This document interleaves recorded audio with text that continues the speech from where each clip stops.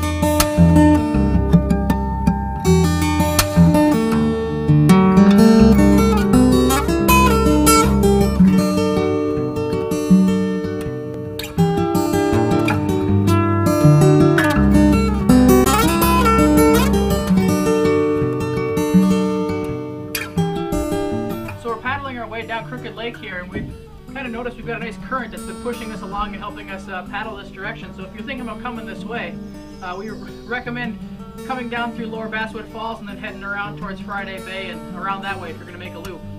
But I mean, look at this place. It's amazing.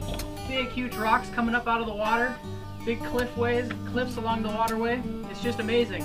I just had to hop out here and do some exploring up in the rocks here, and it's just it's a lot of fun.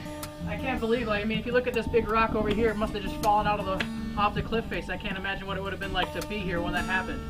But another gorgeous day, and we're just enjoying being on the water.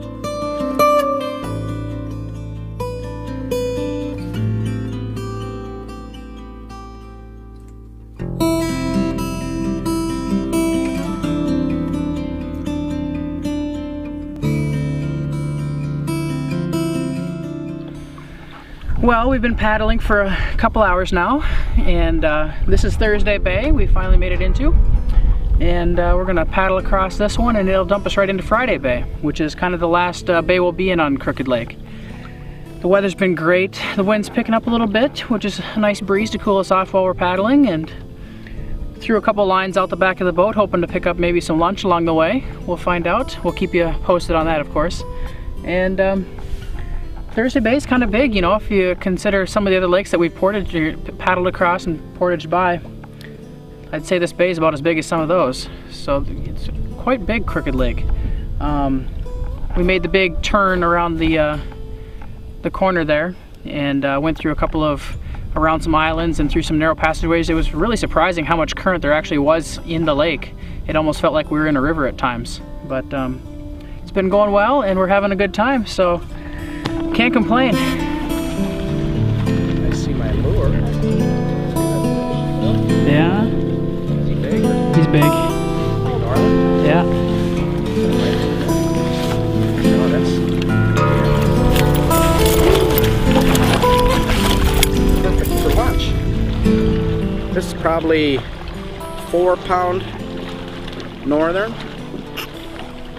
As big as he is, if you look right here, a larger fish hit him right there. Look at that. There's got to be some big fish in this lake. We're in Friday Bay on Crooked Lake.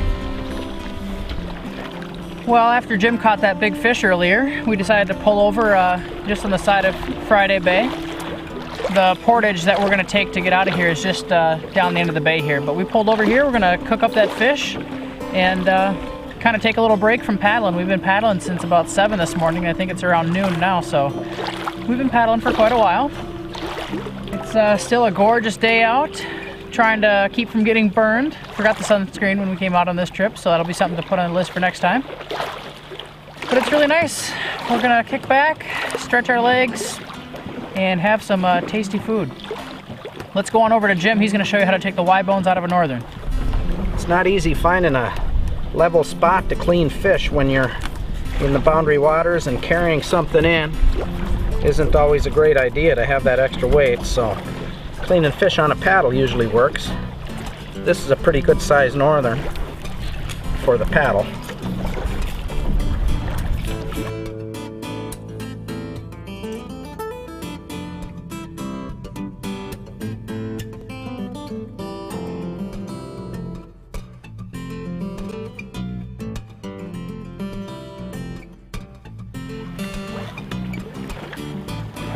Contrary to a lot of people's thinking, northerns are actually a very good eating fish.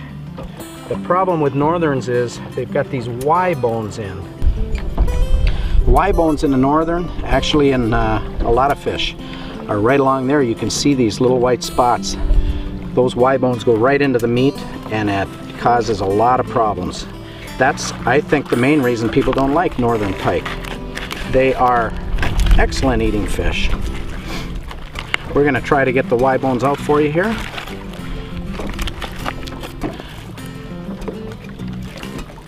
Right there is where that fish was hit by another fish, you can see. To get the Y bones out, you find those little white Y bones with the edge of your knife. You can hear them scraping. When you get to the last one, about 2/3 down the fish, you stick the knife end and you split the tail right out to the end. Then you have 2 halves of the fish like that. You tear it apart just like that. The bottom half right there has no Y bones in it. It's all ready to cook as soon as we wash it up.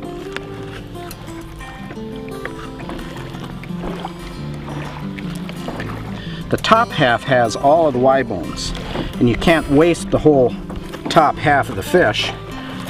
So what you do is set your knife right on top of those Y bones, slice it in there, right on the edge of those Y bones, kind of fan the edge of the blade out, and you can fillet the meat right off of those Y bones.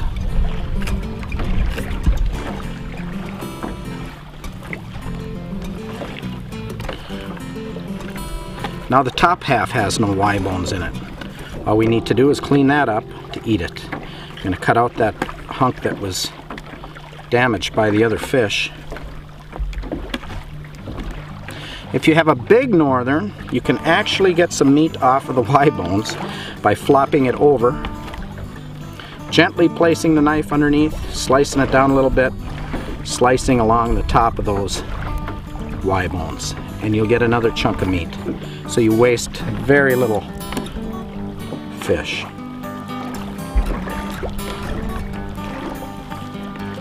If it's a small northern, doesn't always work so good. But this was big enough that we got those chunks off too. That's what you throw away. Those are Y bones that you are going to get rid of a whole lot of problems, and a big reason why people don't like to eat northern pike.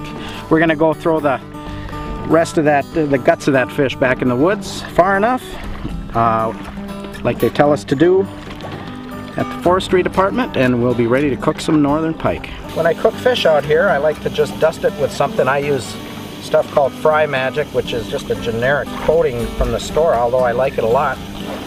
And throw them in some hot grease, and they should be good.